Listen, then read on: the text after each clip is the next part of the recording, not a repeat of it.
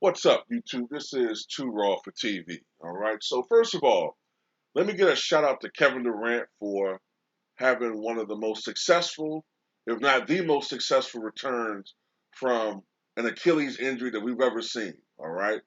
Dominique Wilkins, I think in 92, 93 played in more games overall, but his team, if I remember correctly, I think they lost in the first round to the Chicago Bulls that year in the playoffs.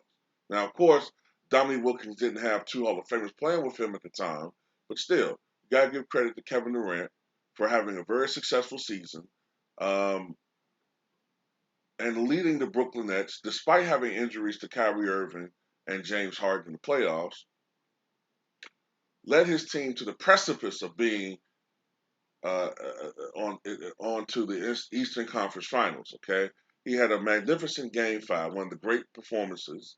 I think something like 48 points and 17 rebounds or something like that. And then in Game Seven, he scores 48 points and is inches from hitting what would have been another game winner. Now, of course, that shot just tied the game, but Kevin Durant, you can't say he didn't show up in these games. He did it. He left it all out there on the table. You can't really fault him for what happened. Okay. However, I do want to say something. Okay, because I try to be fair. Now, let me say this too. In my earlier video about Milwaukee, maybe I was a little bit harsh in my assessment of James Harden. You know, yes, he did play with an injury, and maybe I kind of played that down a little bit too much. I've never played competitively. I do know what it's like to not play sports with an injury, but I damn sure know what it's like to work with an injury. I've worked with uh, plantar fasciitis. I've worked with, um, torn ligaments in my back, and having to work 8, 10 hour, even 14-hour shifts. It's not something that everybody is capable of doing. Um, so I do think that he should be commended for that. Okay, James Harden. Okay, I do. Um, it cannot be easy to play with a uh, a strained hamstring. Okay, it cannot be. I do want to say this though. If I seem a little bit harsh with James Harden, it's because last year when Russell Westbrook was getting pilloried by the media, I was out there telling people in videos that did not take into consideration that Russell Westbrook was suffering from a strained quad and during the playoffs. Nobody cared. I was telling people that Russell Westbrook, if I remember correctly, came into the season, I think, recovering from another knee surgery. Nobody gave a fuck. I was also telling people Russell Westbrook was recovering from COVID at the beginning of the tournament. Excuse me, the bubble, right? Nobody cared because the media just had this perception that Russell Westbrook is just a fuck up and that he can be blamed for everything. So sometimes maybe I might be overzealous in stating that why don't the media hold James Harden to the same expectations, you know? But for that, I apologize. I was wrong in doing that. But I do want to say this though. Giannis Antetokounmpo, after games 1 and 2 of this series, averaged from games 3 to games 7, averaged something around 34 points, 13 and a half rebounds, 3.5 assists per game, and shot the ball overall with extreme efficiency. But you know, if Kevin Durant had been accounted with a 3 pointer instead of a 2 pointer, everybody would be going in on Giannis Antetokounmpo right now, despite having a great overall series. Because the narrative is Giannis just sucks. Giannis can't get it done. Giannis isn't skilled. Giannis can't do this. Giannis, Giannis, Giannis. Even though we all saw that Drew Holiday played like shit for most of this series. Chris Middleton shot the ball terribly, with the exception of, I think, 2 games out of this 7 game series. Forbes has been missing. We have a horrible coach in Milwaukee with Mike Budenholzer. Bobby Portis has been missing. He's been reported missing in Milwaukee for the last 3 or 4 days. But nobody cares about that because it's all on Giannis, right? But what I don't like is when the media doesn't show consistency. Okay?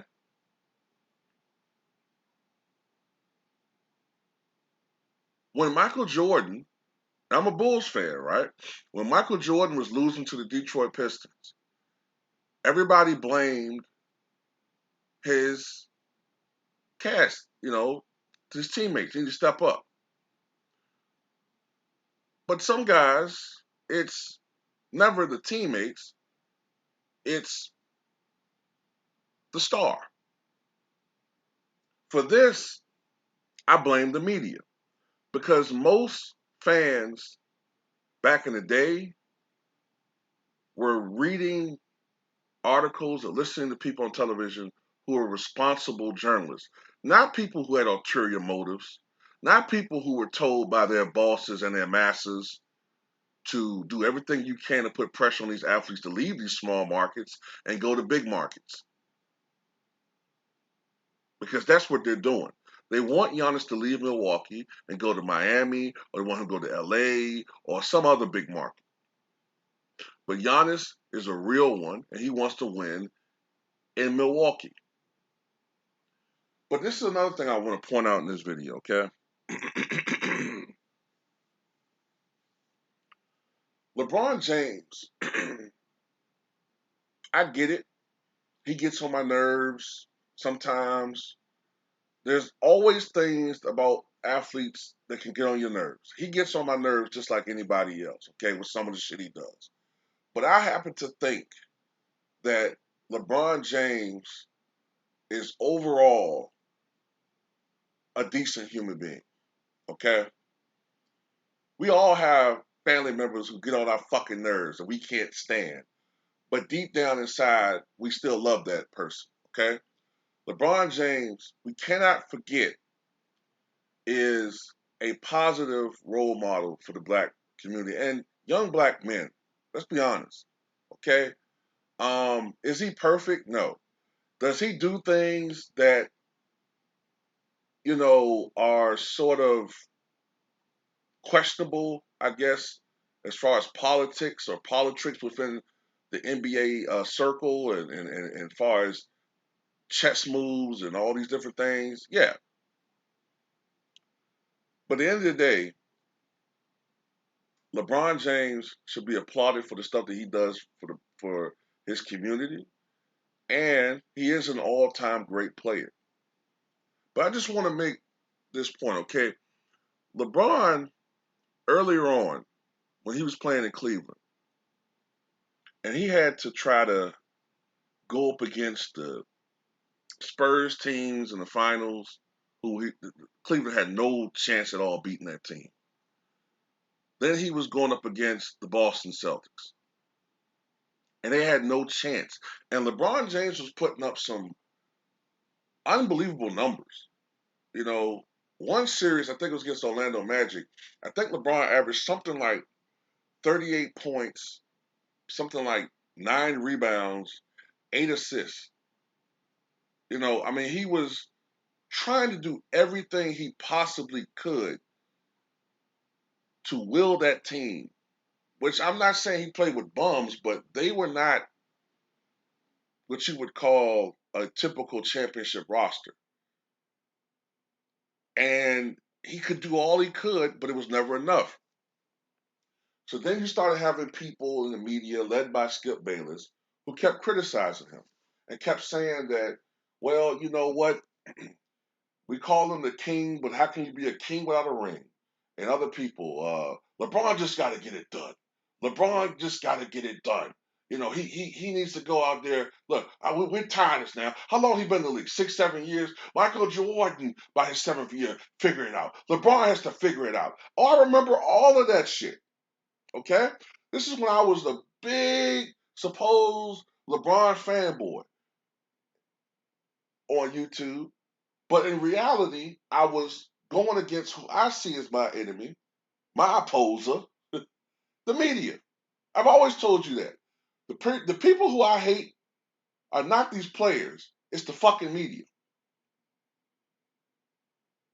So people have been connecting the wrong dots with me. They always think I hate this player, I hate that player. I hate the fucking media. That's who I hate.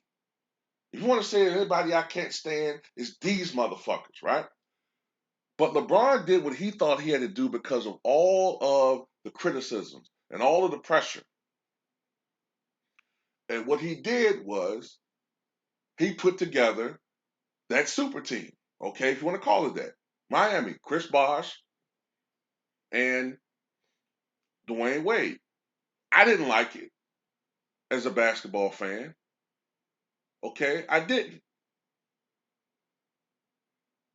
Because I don't think that that's the right way to do it. I think that you should, you know, draft, get, you know what I'm saying, try to get some, try to uh, go through it organically. Drafts, free agent signings, etc., etc. Okay, but it is what it is, right? So Kevin Durant, who was one of the earliest and harshest critics of LeBron back then, by the way, said after 2016, "Fuck this! I'm tired of losing. Okay, I'm tired of doing this heavy lifting. You know, it's just not working here in OKC." And here's the team that he couldn't get over the hump in the West was the Warriors. The only thing that he did differently was he joined them. He really did live up to the motto, if you can't beat them, join them. He joined them, which really fucking disgusted me. I'm sorry.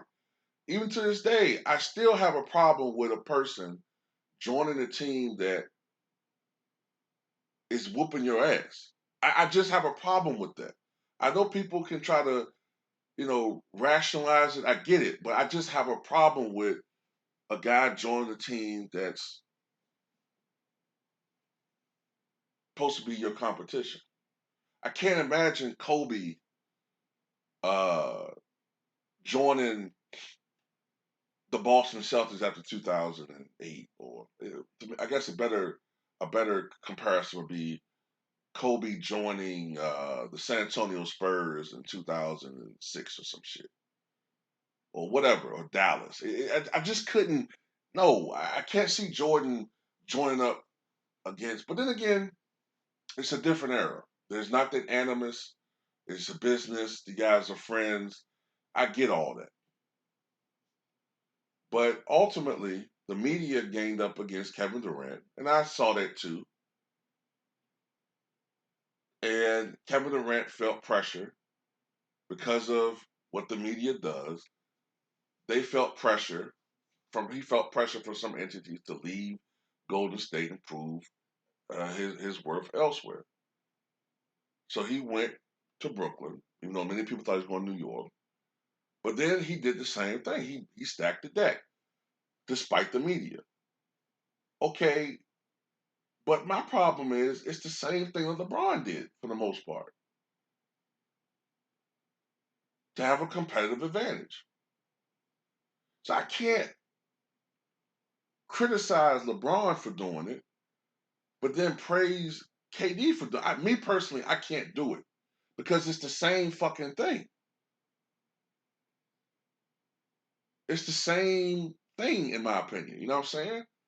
I hate it. I can't stand it. That's why I don't know if it was karma, whatever you want to call it, but with Kyrie being out,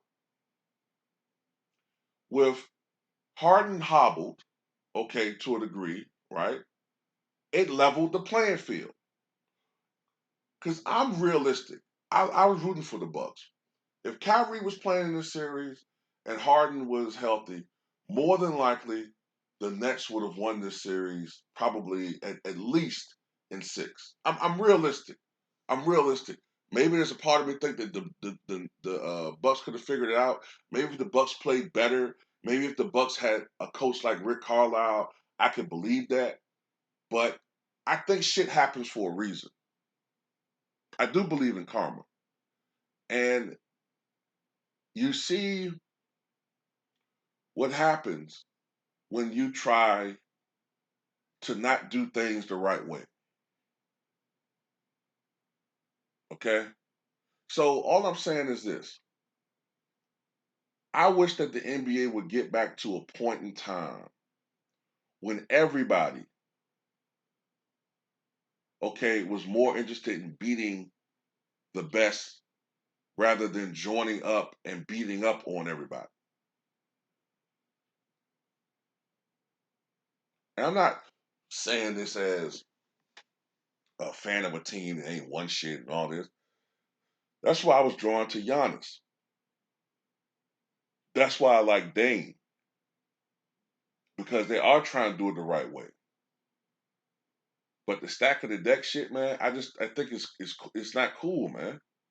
It's not cool. It don't matter if it's LeBron doing it, KD doing it, or whoever. If Giannis and them start doing, yeah, I said some shit out of frustration. Yeah, Giannis and them should start stacking the deck, but that was out of frustration because goddamn, like it's like that's the only way that you can win a title, and I don't think that's right. That's why I'm rooting for Milwaukee because Milwaukee is going to be if they win the championship. Milwaukee is going to be a shining example of how to do it right. That's why I like the Spurs. Yeah, the Spurs look like a stacked team, but guess what? They never sipped there and pilfered off of other teams. They did it the right way. They didn't do drafts and critical, smart free agent signings. Okay? Not this collusion bullshit where you do everything you can to leave a team and stoke off into the night and fuck that shit, man. You know what I'm saying? So all I'm saying is KD, LeBron James, both great players, and you know, both champions. To me, LeBron's top shit. I gotta say top four at least. Top four. KD is to me is top 15ish. I'd say somewhere in that range. And when everything is said and done, they're going to be a little bit higher than that. Okay, Katie's probably going to be top 10 when everything's done. You know what I'm saying? But they're so great that they don't need to do that shit. You know, like the guys who need, honestly, to stack the deck, that's reserved for guys like Paul Pierce. Paul Pierce was a great player, but he wasn't a superstar all time great dude. You could see him doing that. You know what I'm saying? Somebody like who else would be in that category? Well, I can't think off the top of my head right now, but yeah, you can see Paul Pierce doing that. You know, um, you can even see Paul George doing that. Going to another team with other great players on there, but not these guys. These guys are too great for that shit, man. But tell me what you guys think.